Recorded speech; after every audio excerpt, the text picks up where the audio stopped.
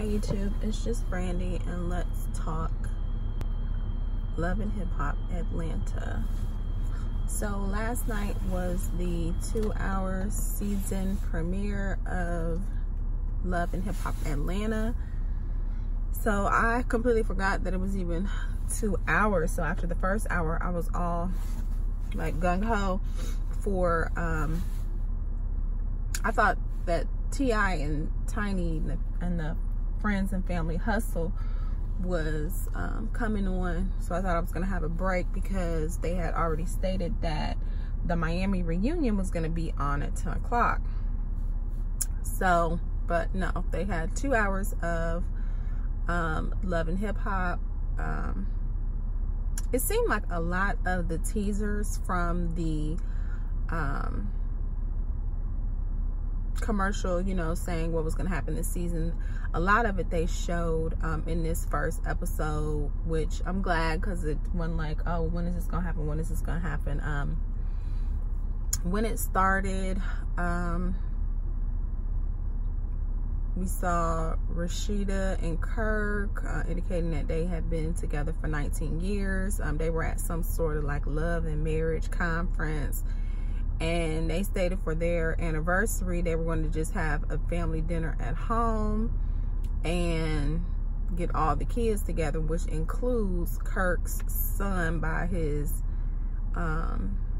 affair, I guess you can call it, Cannon. So Rashida has stated he's now 2 and she has never met him. So he came over to the house and he was telling her like, no, and don't touch me and all that. And she was like, no, like, you need to be potty trained. Then he was trying to talk about how Jasmine, they wouldn't even say her name, he would say her mother, but Jasmine is using the child support money and she's always out partying and blah, blah, blah. But you know what, here's the thing. If she's unfit, then why don't you get full custody? If not, then don't say nothing. But at the same time, you met the girl in the strip club. So what made you feel like she was going to be #1 selling mother? She was in a relationship with a man with other women. Like, that was he had a polygamy situation going on. So that was the person that you chose. So don't talk about her now. So that was what was going on with Rashida. We saw Carly Red. She is engaged to a new dude. Carly don't have no problems finding a man. I mean, and they all, every time, they always propose. Benzino proposed, like Jenny's proposed. Like, she always can get them to propose, but she yet never gets married. So we are introduced to the guy that Carly is engaged to, but we did see as a spoiler, as things to come on the season, that he has a paternity situation that comes up and Carly is not for that. So that's Carly, of course, in all her messiness. That won't be her only storyline, because she like to keep some mess going. We see Stevie J is back. Faith is on there with him, so I guess she said he need to get his coin. So however he need to get it, if we need to go to Atlanta for him to get it, then we can go. So we find out at the beginning of the episode, the first hour, that Stevie J and Faith went to Las Vegas and that they basically eloped. They didn't tell anybody. Nobody was there. They just kind of went to a chapel and ended up getting married. And so Stevie goes to Atlanta, and this is after Mimi had a home invasion situation where when she arrived to her home, somebody was in her garage and they actually shot at her. So she called 911. They played the 911 call and they never did find the person, but she did show, they did show photographs where they had shot her car that was in her, you know, her car. So I don't know what that was all about, but her girlfriend, Ty, the basketball player, I guess she must no longer play for the WNBA. She must be playing overseas. And she was saying something about she's in Israel, so I'm assuming that the reason she's over there is because she's playing, she's now playing internationally, which a lot of people do. If they can't play in the United States, a lot of them go overseas and play. So It was just Mimi and her daughter. So I guess I don't remember hearing this particular story. I don't remember hearing anything about it. This is the first I've heard of it. But I guess Stevie got wind and was allegedly upset that Mimi didn't call him. And she like, but you live in LA now with your new wife, so what was you gonna do? What was the purpose of me calling you? Like, no, I need to call the police. So Stevie comes and he goes and pick Eva up from school. So when he picks Eva up from school, he then takes her to dinner where Faith is there to let her know that now I'm married and, you know, this is my wife. Now, Stevie on the Stevie J show with his kids, he was dating Faith at that time. This was before Bonnie Bella was born. This is when Jocelyn was pregnant with Bonnie Bella. She was saying that it was Stevie's baby and Stevie was denying it. And he was with Faith, and Faith was like, you know, like, what's going on? And Stevie was still being Stevie. So Eva was on that show and was out because it was out in LA. And because at that time, remember the first season, it was the whole movie thing. He wanted to make Jocelyn a star, because at first it started with Stevie and Jocelyn having their own show, and then it turned into Stevie with just his kids.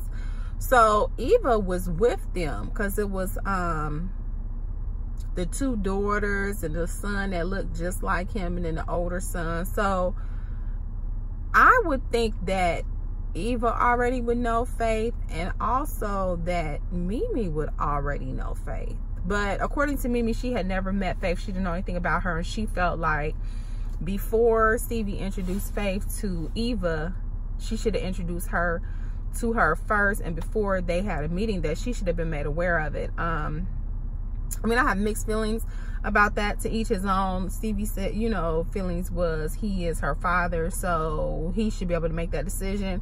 So it just depends on your situation. As far as I'm concerned, once kids become of a certain age, that other parent doesn't necessarily have to be involved in every relationship. I mean, all the way up. If Eva was 16, would Mimi feel the same way, that she would still want to meet the wife? I mean, the person is going to be his wife regardless, and as a father, unless his rights are terminated, he's going to have right, you know, be able to see the child. So is it a courtesy sometimes? Yeah, but is it required? I don't know. Now, I feel like Eva might be 10 years old.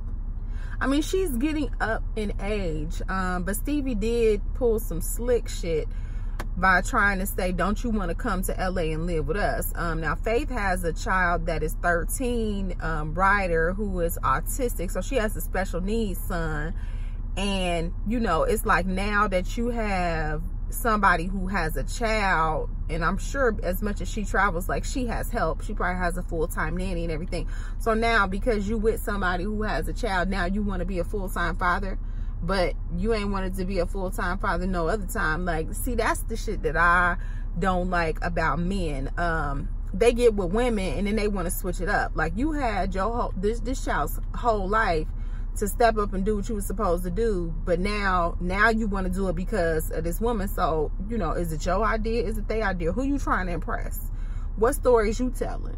So Eva was like, well, you need to talk to the person who raised me. And Stevie was like, I raised you. She was like, no, you didn't. Like, these kids is not dumb out here. Like, you cannot pull the wool over their eyes. They know who's there with them every day, who feeds them every day, who take them to school every day. And why would you try to take her from her mother? You know what I'm saying? Like, what has her mother done that you feel like she need to be in LA? And he like, it's a safety issue. It's a safety issue. Whatever. You living in somebody else's house in LA.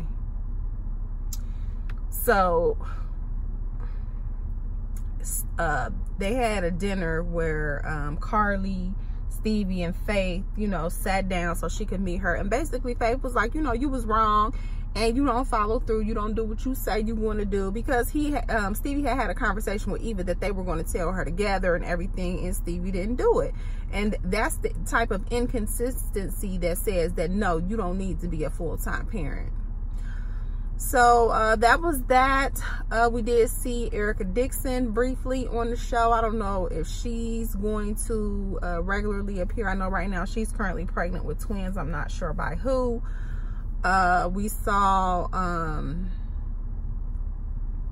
what's the girl who was married to Shooter, who had the nail salon where Lovely Mimi came. I can't think of her name. That was with BK. We saw her briefly. She met up with Carly and was talking to her. Her and Carly are still friends. She's still friends with Tokyo. Not Tokyo, Tokyo Vanity. And so she'll be back on. They introduced a new cast member who is married to somebody in the entertainment industry. They linked him to like New Edition or Belle Biv DeVoe or something. I think his name was Hiram. And his wife, she go by a nickname, I can't think of, something start with a P. But evidently, like, she had a sleepover, and it was Mimi, Rashida, Erica Dixon, and the nail girl. And they was talking about how Carly had an engagement party and she wasn't invited, and she thought that they was friends. So of course the nail girl runs back and tell Carly. And also at the slumber party, she was talking about how she don't feel like no man just want to be with one woman, and they basically have an open relationship where they can go sleep with other people. He can sleep with other women and she can sleep with other women too. But according to Carly, she sleeps with other men as well. So when Carly was getting this information about this slumber party and everything, she finds out, she's telling the other girl that she wanted some married friends because she wanted to be married. And then she found out this girl out here living the single life, even though she married, that every time they go out, she trying to push up on men and all that. And she like, that's not the type of marriage that I'm, that's not the type of influence that I want. I'm trying to have a married friend to help me through when I'm going through tough times in my marriage.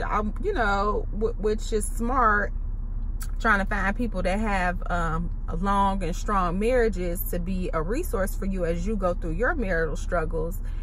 And come to find out, these people is out here, swinging from the chandeliers. So then Sierra, that's her name. So then Sierra says, well, I ain't want to say nothing, but when she went on my birthday trip to Jamaica, I noticed that we would go out and she would be talking to guys, and then she would leave with them. So yeah, they out here doing them. To me, what's the purpose of being married if you want to be with other people? If you want to be with other people, like if you want to be for everybody, be for everybody. And if that's your main person or whatever that you always go back to, then go back to that person. But why call it a marriage? Like, I just don't feel, I don't understand what your commitment level is if you out here, with all these other people, like, because that means you don't want to be with me. Like, are you probably with them other people more than you with your alleged spouse? Like, I don't understand. Like, get all that out your system and then get married. Like, if you want to be married eventually and you feel like, well, when I get older and I don't want to be out here no more, that's the person I want to end up with, then that's fine. Then wait till you get to that point. But don't put yourself in a situation where you say you want to be with this person, and then a couple years down the line, it's like, well, you know what? I feel like now we should open it up because I don't want to cheat on you, so I just want you to consent to this. So then, of course, the other person is going to be like, well, if they out here doing it, I'm going to be out here doing it too. So now y'all both out here just wilding. And then you're going to end up in a situation like Rashida where it's going to be a dang on side baby. And then what you supposed to do? Like, you opening yourself up to disease. You opening yourself up to a whole bunch of kids by other people that then you'll have to deal with for 18 years. Like, it's just a lot. When marriage is voluntary, you don't have to be in that situation. You can be with somebody and be committed without being married to them. Like, because to me, you're not married. Like, marriage is just a legal thing. It's more of a property and assets and rights type of thing. But still, I just don't understand what's the point of marrying somebody if you want to be with everybody. Just be with everybody. So anyway, whatever. So the girl ends up going to confront Carly at her shop to find out, you know, she like, you know, I thought we was cool or whatever. Because allegedly Carly says that the girl went to the blogs and told everybody that she had a threesome with her and her husband. So Carly says she didn't. The girls say Carly did multiple times, and she's talking about, I guess the dude that you with now, he probably don't like that. So now you trying to clean it up and act like that's not what you did or whatever, but you know that it was. So, you know, at the end of the day, I don't know if she did, if she didn't, that's, you know, whatever. But even if we did have a threesome, why does that have to be public knowledge? Like, why would you go tell people, period? Like, I don't understand what is all this pillow talking. So like, so now you clout chasing because you want to drop my name. So because you know that the blogs will pick it up if you say, oh yeah, I had a threesome with Carly Red because I'm on this show. Like, and like she said, I feel like you was using me for a come up, because regardless if we did have a threesome or if we didn't have a threesome, the fact that you would even drop my name saying we did, you was clout chasing. So that's basically everything that kind of happened during this 2 hours. They did show some stuff upcoming. We find out that Rashida allegedly is not an angel and has cheated on Kurt, but she been with him since she was 14, and he has like 20 kids, and she only has 2, and that one is a baby. She just had him. So he been cheating on her for years. So I feel like at a certain point, she probably did get to a point where she was like, well, he out here for everybody, so I'm gonna go do my dirt too. So I feel like she probably didn't originally cheat on him. He probably cheated on her so much, but with him getting her so young, he probably had mind control over her, because that's what niggas do. They get young bitches so they can train them up and have mind control over them. That's some weak shit. And she probably got to a point as she started to grow up and mature, she probably was like, oh, he been doing me dirty forever. And you know, it's probably on some get back. But women don't cheat the same way as men. Women is not gonna be out here. He might be out here done cheated on you 20 times with 20 different women. A woman would cheat one time with one person, or it would be the same person. Like, we're more with more attachment. You know, we want to get to know you, like connect with you before we sleep with you. It's usually not like a one-night stand thing. Like, a man can just meet a woman and be physically attracted to her and sleep with her and never talk to her again and have no attachments. Like a woman, by the time we get to the point where we want to sleep with you, we're already mentally stimulated and lightweight connected. So, you know, like, we need that mental stimulation. At least most women. There are some women that don't, but majority of women, you know, that's how we are. So I feel like at the beginning of Love and Hip Hop Atlanta, Kirk was on there and he was a punk. Everybody was calling him a punk. They was calling him gay. He was basically like Rashida's assistant. He was a punk. Then he turned into a whore, and it was like he turned into, he decided, it was like he went complete opposite, and then he started doing all that fuck shit. They went to the chalet or whatever. He was in a hot tub, and it was like, oh, okay, you started doing dumb shit. Then she popped up. Remember, he had the artist, and they popped up at the hotel because they thought maybe he was fooling around with the artist or whatever. So then he ends up with this stripper and this side baby. Now everybody was bashing Rashida, saying, you should have left him, you should have left him. And now it's gonna come out that Rashida was cheating too. So it ain't just him, it was her too. So it was both of them. So don't, you know what I'm saying? I feel like she coming out saying this, and I don't know if it's the truth or not, but I feel like she coming out saying this because to make him look better. But at the same time, when you've been with somebody since you 14 and you 40 something, you only been married for 19 years, but you've been with this nigga like 30 years. I'm sure there have been periods of time where y'all have took breaks, where, you know, y'all ended up back together, but this nigga done fucked up and you done put his ass out.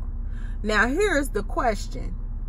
When you take a break from somebody, what's your loyalty to them? If we on a break, we ain't together.